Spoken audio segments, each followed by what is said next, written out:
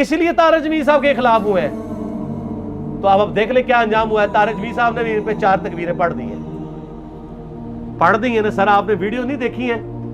اللہ کے فضل سے اپنے مسجد کے ممبر پہ انہوں نے مجھے کھڑا کر کے تقریر کروائی ہے, خود نیچے بیٹھے ہوئے ہیں, کہ طارق جمیل صاحب نے جو مولا علی کا لفظ استعمال کیا ہے, صرف استعمال نہیں کیا, انہوں نے یہ کہا کہ مجھے اپنی پرانی زندگی پہ شرمندگی ہے کہ ہمیں نبی علیہ السلام کے اہل بیت کا جو دفاع کرنا چاہیے تھا ہم نے نہیں کیا. تو میں کہتا ہوں طارق جمیل صاحب کا جو اخلاص تھا نا, ان کو مرنے سے پہلے اللہ تعالیٰ نے اس معاملے میں توبہ کی توفیق دے دی ہے الحمدللہ, اور انہوں نے یہ جرأت کر دی ہے. اب دوسری طرف جو مولوی ہے نا, وہ کہتے ہیں ہم انکاری نہیں ہیں, لیکن میں جملہ بولتا ہوں مسئلہ انکاری کا نہیں ہے, مسئلہ آپ اقراری بھی تو نہیں ہیں.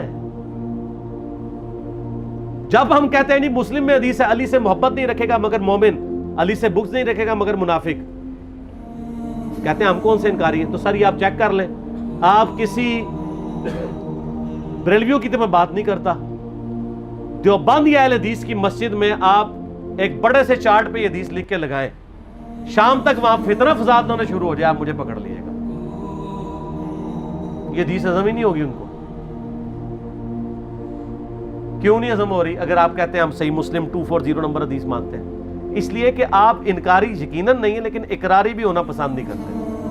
آپ اسی طرح کے بندے کو, یہ محرم کے دن ہے نا آج کل, آپ جس کو علمی کتابی سمجھتے ہیں اس کو یہ میسج لکھ کے کر دیں علی سے محبت نہیں رکھے گا مگر مومن, علی سے بغض نہیں رکھے گا مگر منافق. تو آپ اس کے جوابی ٹیکسٹ میں دیکھ لیجئے گا کیا کرتا ہے.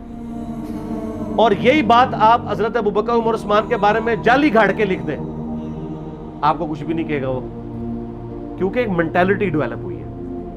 یہ جتنے مولوی ان کے خلاف کھڑے ہوئے نا دیوبندیوں کے, انہوں نے خود اپنا پیٹ ننگا کیا ہے.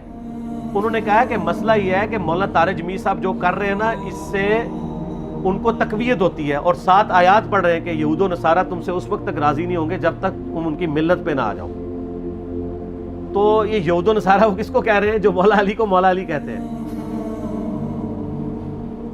یہ تو اسی طریقے سے کوئی مسلمان حضرت عیسیٰ کی توہین کرنی شروع کر دے کیا, ان کی عظمت کا بیان کرنا چھوڑ دے, وجیہن فی الدنیا والآخرہ.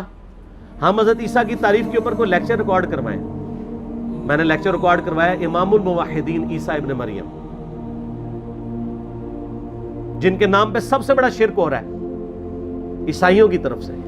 ہم حضرت عیسیٰ کے دفاع میں ہم نے ان کو امام الموحدین ڈکلیئر کیا, کیونکہ ان کا اتنا سخت خطبہ ہے قرآن میں سورہ مائدہ میں, میرے رب نے ان کا دفاع کیا, تو میں کیوں نہ عیسیٰ کا دفاع کروں. اللہ تعالیٰ فرماتا ہے لقد کفر الذین قالوا ان اللہ هو المسیح ابن مریم. کافر تو وہ لوگ ہیں بے شک جو کہہ رہے ہیں کہ اللہ ہی عیسیٰ ابن مریم ہے اور عیسیٰ ابن مریم ہی اللہ ہے.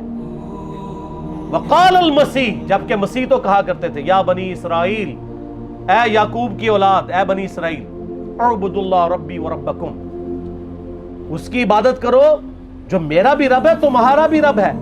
انہ من یشرک باللہ فقد حرم اللہ علیہ الجنہ ومأواہ النار وما للظالمین من انصار. سورۃ المائدہ آیت نمبر 72. بے شک جو کوئی اللہ کے ساتھ شرک کرے گا اللہ نے اس پہ جنت حرام کر دی, اس کا ٹھکانہ جہنم ہے, وہ جہنم میں جائے گا اور وہاں اس کا کوئی مددگار نہیں ہوگا. یہ جو آیت ہے یہ حضرت عیسیٰ علیہ السلام کی تقریر ہے جو اللہ نے نقل کی ہے. اللہ صفائیاں دے رہا ہے کہ عیسیٰ ایسے نہیں تھے. تو میں بھی ان دیوبندیوں کے مفتیوں سے کہتا ہوں کہ علی ابن ابی طالب سے دشمنی چھوڑ دو. علی کے نام پہ جو کچھ کوئی غلط کر رہا ہے اس کو برا کہو. تمہیں تو علی کو فرنٹ سے اون کرنا چاہیے, مولا علی کہنا چاہیے. اور طارق جمیل صاحب نے ٹیکنیکل بات صحیح کی تھی, انہوں نے کہا ہم حضرت ابوبکر کا نام ابوبکر تو نہیں, صدیق بھی ساتھ بولتے ہیں, حضرت عمر کے ساتھ فاروق بولتے ہیں, حضرت عثمان کے ساتھ غنی بولتے ہیں, تو علی کے ساتھ مولا بولنا چاہیے, ان کا حق ہے. اب وہ ظاہر ہے ان کو پتہ ہے حدیث متواتر ہے دیوبندیوں کو بھی, مسند احمد میں, جامعہ ترمذی میں, سنن کبریٰ جو ہے وہ للنسائی کے اندر, المستدرک للحاکم کے اندر, من کنت مولاہ فہذا علی مولاہ, جس کا مولا میں اس کا مولا علی. اور مولا کا مطلب دلی محبوب بھی, آقا بھی. غلام والا معنی یہاں پہ نہیں آئے گا کیونکہ نبی السلام اپنے بارے میں کہہ رہے ہیں جس کا مولا میں. اور ساتھ آیت پڑھ رہے ہیں النبی اولیٰ بالمؤمنین من انفسہم وازواجہ امہاتہم, نبی مومنین کی جانوں سے بڑھ کے ان پہ حق رکھتے ہیں اور نبی کی بیویاں امت کی مائیں ہیں. تو آپ نے اپنا حق جتا کے کہا کہ میرا اتنا حق ہے، میں تمہارا آقا و مولا ہوں. تو اب من کنت مولا ہوں فہذا علی مولا ہوں، جو مجھے آقا مانتا ہے وہ علی کو بھی مانے. پھر غدیر خم پہ نبی علیہ السلام نے مولا علی کا ہاتھ پکڑ کے یوں صحابہ میں بلند کر کے کہا من کنت مولا ہوں فہذا علی مولا ہوں. اسی حالت میں کہا اے اللہ اس سے محبت رکھ جو علی سے محبت رکھے، اور اس سے دشمنی رکھ جو علی سے دشمنی رکھے. یہ تو دشمنی ہے مول لے رہے ہیں. پھر صحیح مسلم کی حدیث 240 کہ علی سے محبت نہیں رکھے گا مگر مؤمن، علی سے بغض نہیں رکھے گا مگر منافق. یہ ساری چیزیں ہوتے ہوئے ان کو مولا لفظ چڑ لگ گئی، اور وہ لال داڑھی والا بیٹھا ہوا ہے مکے کے اندر بیٹھ کے، حرم کی سرزمین میں بیٹھ کے حرم کی حرمت کو پامال کر رہا ہے، اور کہتا ہے جی اس سے جو ہے نا وہ دیکھیں شیعہ کو تقویت ہوتی ہے.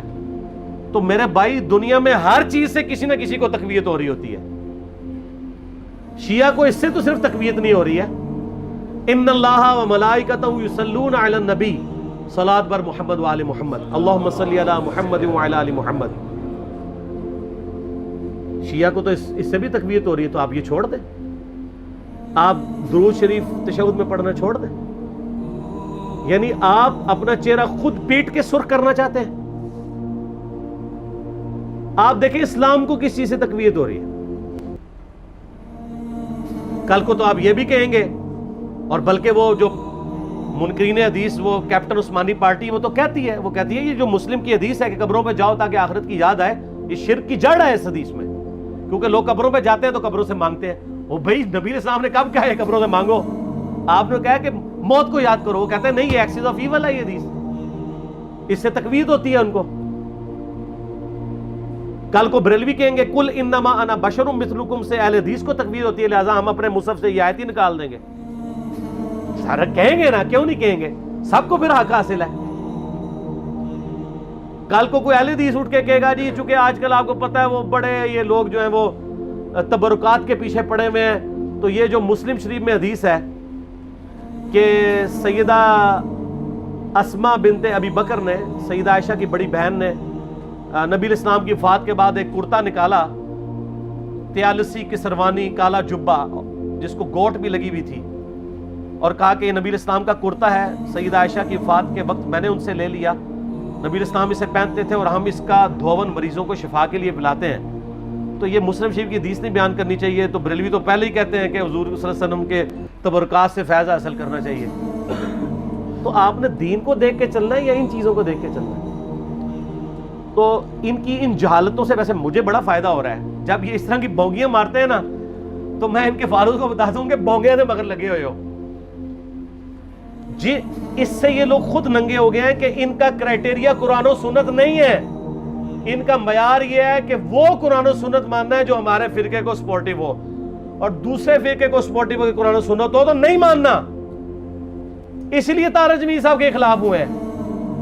تو اب دیکھ لیں کیا انجام ہوا ہے. طارق جمیل صاحب نے بھی ان پہ 4 تکبیریں پڑھ دی ہیں نا سر. آپ نے ویڈیو نہیں دیکھی ہیں؟ اللہ کے فضل سے اپنے مسجد کے ممبر پہ انہوں نے مجھے کھڑا کر کے تقریر کروائی ہے، خود نیچے بیٹھے ہوئے ہیں. چلو ماتھا چوم لیں یا کچھ اور کر لیں کیا، وہ تو کیا. وہ تو کہتے ہیں جی وہ تو فلمی ایکٹرز کے بھی سر پہ ہاتھ پھیر دیتے ہیں، لیکن کسی فلمی ایکٹر سے جو ہے وہ انہوں نے جمعہ تو نہیں پڑھوایا. تو یہ آخری درجے میں ہو سکتا تھا، انہوں نے کر دیا. وہ اس لیے کہ وہ اب ان سے مایوس ہو چکے ہیں. ان کو پتہ چل گیا کہ انہوں نے یعنی ان لوگوں نے میرا ساتھ نہیں دینا کبھی بھی. ظاہر ہے یہ بات ان کو پہلے بھی پتہ تھی، ذرا دلیری کر کے اب سامنے آ گئے. اور یہ اللہ تعالیٰ نے ان کے اخلاص کی برکت ہے کہ ان کو اپنی زندگی میں ہی توفیق دے دی ہے اس حوالے سے کہ وہ سچائی کا علم بلند کرے.